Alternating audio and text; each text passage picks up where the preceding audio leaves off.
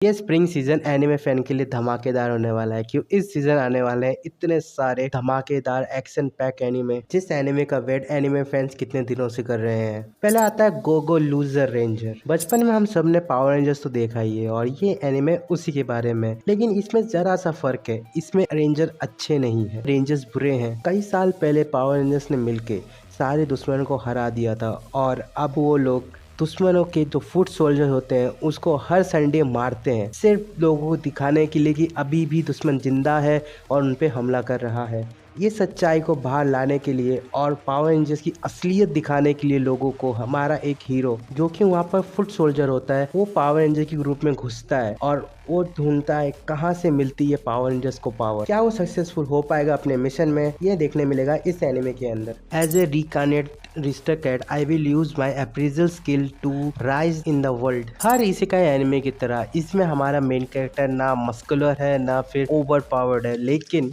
वो बहुत दिमागदार है। कहानी है एक काम करने वाले इंसान की जिसकी डेथ हो जाती है और वो रिकार्नेट हो जाता है एक नोबल फैमिली के अंदर। लेकिन नोबल फैमिली जहाँ रहती है वो पुअर कंट्री होती है। उसके पास कोई भी शॉर्ट स्किल या फिर कोई भी दूसरा मैजिक नहीं होता, लेकिन उसके पास एक खास स्किल होती है अप्रेजल की। वो स्किल की हेल्प से वो किसी का भी हिडन टैलेंट देख सकता है। वो ग्रुप बनाता है हिडन टैलेंट लोगों का जिनकी स्किल किसी को भी हराने के लिए काफी है, जिस वजह से वो अपनी वीक कंट्री को वर्ल्ड की सबसे स्ट्रॉन्गेस्ट कंट्री में चेंज कर देता है।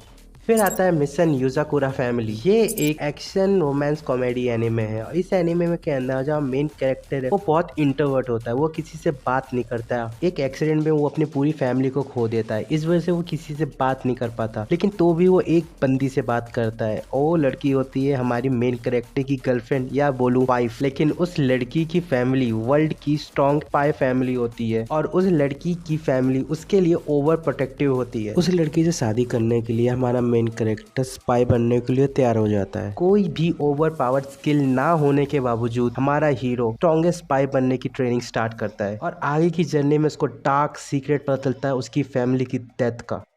फिर आता है वायरल हिट। इस एनिमे के अंदर स्टार्टिंग में हमारे मेन कैरेक्टर को बहुत मारा पीटा जाता है स्कूल के अंदर। हमारा हीरो बहुत पुअर फैमिली से होता है और अपना खर्चा चलाने के लिए वो बहुत सारी पार्ट टाइम जॉब करता है। उससे जो अपना पैसा कमाता है वो अपने माँ के हॉस्पिटल बिल भरता है। एक दिन वो थक जाता है इस बोरिंग लाइफ और वो अपने सारे जिसने उसको बुली किया था उन लोगों को मारना स्टार्ट कर देता है। लेकिन उसको पता नहीं होता कि जिस टाइम में वो मार रहा था उस टाइम कोई उसकी रिकॉर्डिंग कर रहा था और वो इंटरनेट पर डाल देता है और रात ही रात वो वायरल हो जाता है, जिस वजह से उसको बहुत सारा पैसा मिलता है और ऐसे ही वो अपने दुश्मनों के साथ हाथ मिला लेता है और ऐसी ही फाइटिंग वीडियो बनाता है, कंटेंट बना के पैसा छापता है। बचपन से सबसे पिटने के बाद उसकी बॉडी बहुत ड्यूरेबल हो जाती है ऐसे फाइट के लिए, जिस वजह से वो बड़े बड़े गैंगस्टर और गैंग लीडर से फाइट लेता है और उसका वीडियो रिकॉर्ड करके सोशल मीडिया पे डाल के पैसा छापता है। फिर आता है विंड ब्रेकर। विंड ब्रेकर एक ऐसा एनिमे है जो टोक्यो रिवेंजर की याद दिलाता है। फर्क सिर्फ इतना है इसमें हमारा मेन कैरेक्टर क्राई बेबी नहीं है। इसमें जो मेन कैरेक्टर है वो ऑब्सेस्ड होता है ओवर पावर फाइट्स लेने में,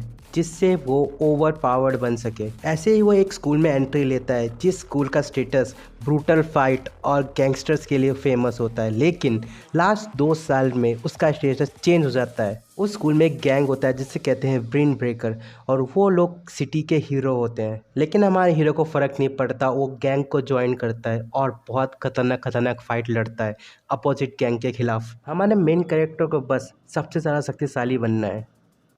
फिर आता है the Venice formal hero live as he please. ये स्टोरी है एक फॉर्मल हीरो की जो कि मरने के बाद गॉडेस की ग्रेस की वजह से अपनी मेमोरी और पावर के साथ पैदा हो जाता है। शुरुआत में वो वीक कैरेक्टर होता है, वो अपनी पोस्ट छोड़ देता है क्योंकि उसके फैमिली मेम्बर ने उसको धोखा दिया होता है। फिर भी वो खुश होता है और अपनी लाइफ को एंजॉय करता है, लेकिन एक दिन उसको फॉर्मल फियांसे मिलती है जिसकी जान खतरे में होती है। एक मॉन्स्टर उसकी जान के पीछे पड़ा होता है, लेकिन उसको बचाने के लिए हमारा हीरो अपनी पावर को अनलिस्ट कर देता है जो कि उसकी फॉर्मल लाइफ की पावर्स होती है।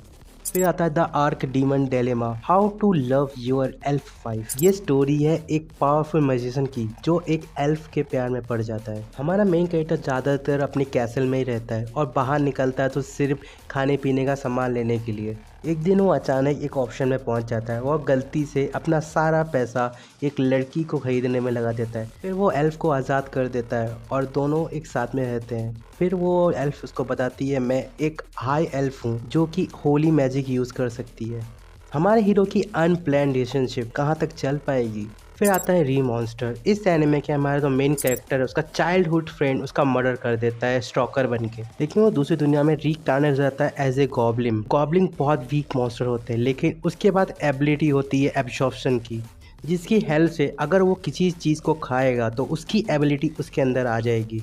अपने प्रीवियस लाइफ की नॉलेज को यहाँ यूज़ करता है और वो फूड चेन में नंबर 1 बनना चाहता है। फिर आता है I was reincarnated as a seventh prince. ऐसी दुनिया जहाँ पर राजगद्दी और खून के रिश्ते मायने रखते हैं। हमारा मेन कैरेक्टर जो होता है वो एक वीक सॉर्सरर होता है और वो मारा जाता है एक पावरफुल सॉर्सरर से फाइट करते हुए, लेकिन वो रीकार्नेट हो जाता है एज ए नोबल। हमारा हीरो 7वां राजकुमार होता है राज्य का। सारे मैजिक सीखने की चाहत और सबसे पावरफुल बनने की ख्वाहिश लेके हमारा हीरो अपनी जर्नी स्टार्ट करता है उसके बुलाए हुए समन के साथ, जो कि एक पावरफुल बीस्ट होता है बनने के लिए वर्ल्ड का स्ट्रॉन्गेस्ट सॉर्सरर। उसकी पावर को देख के तो डीमन किंग भी डर जाता है। वो अपने कॉम्बिनेशन मैजिक के अटैक से किसी को भी हरा सकता है। फिर आता है काइजू नंबर 8। एक दिन अचानक से डायनासोर जैसी दिखने वाली चीज दुनिया पे हमला कर देती है, जिनको काइजू कहा जाता है। उनको रोकने के लिए और ह्यूमैनिटी को बचाने के लिए गवर्नमेंट एक एलाइट मिलिट्री टीम बनाती है। हमारा हीरो और उसकी चाइल्डहुड फ्रेंड इंस्पायर हो जाते हैं इन सोल्जर्स को देखकर और बनना चाहते हैं इन सोल्जर्स जैसा, लेकिन हमारा हीरो कई बार फेल होने के बाद वो डिस्पोजल एजेंसी में काम करता है, जिसका काम होता है काइजू के मरे हुए शरीर को टुकड़ों में काट के डिस्पोज करना। लेकिन एक दिन एक चीज उसकी जिंदगी बदल देती। काइजू की तरह दिखने वाला एक छोटा सा इंसेक्ट उसके मुंह में चला जाता है और उसको ह्यूमन काइजू में तब्दील कर देता है। ह्यूमन काइजू में चेंज होने के बाद हमारे हीरो के पास सुपर ह्यूमन स्ट्रेंथ आ जाती है, जिसका वो फायदा उठाता है काइजू के खिलाफ लड़ने में और उस आर्मी का साथ देने में। ये थे कुछ एनीमे जो इस साल स्प्रिंग में आने वाले हैं, और आप इनमें से किस एनीमे के लिए ज़्यादा वेट कर रहे हो कमेंट सेक्शन बता दीजिएगा। मैं मिलता हूँ आपको नेक्स्ट वीडियो में, तब तक के लिए बाय।